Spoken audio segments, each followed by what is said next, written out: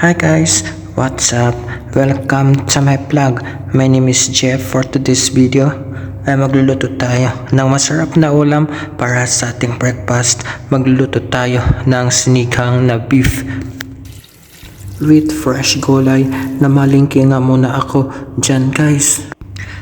Pagkatating nga natin guys, galing sa pamamalingki ay nagprepare na tayo para lutuin natin ang ating ulam para sa ating breakfast.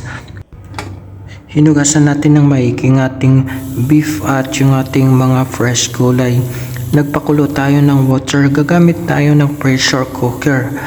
Nagad tayo ng lemongrass, sibuyas.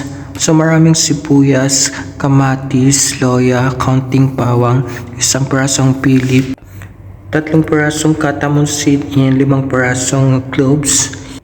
Nag-add pa tayo ng kaunting pamintang buo, kaunting patis, salt and pepper to taste, and yung ating sinigang mix. And gagamit na tayo ng ating pressure cooker para lumambot ang ating beef. So antayin lang nating lumambot ito. Pag malambot na ang ating beef ay mag-add tayo ng ating mga fresh gulay. So meron tayong lettuce and eggplant. Iadad na din maluto ang ating mga gulay. Mag-ready tayo ng lagayan and luto na. Ready to serve ng ating masarap na sinigang na beef with maraming fresh gulay. Kain tayo guys. Mapaparami tayo ng kain nito. Napakayami ng ating ulam para sa ating breakfast. Para sa ating main dish, yung ating special sinigang na beef with maraming gulay. Cold drinks, yung ating vegetable fruit smoothie. For hot drinks, yung ating onion tea. And meron pa tayong soft drinks and the water.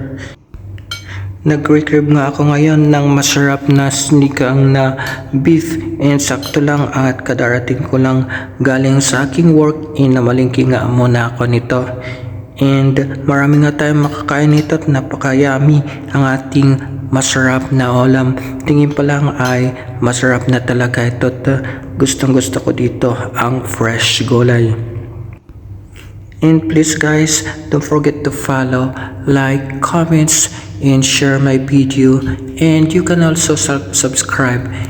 And tayo guys, let's enjoy the food. And thank you so much for watching. And I'll see you guys in my next vlog. Bye bye. Ingat po.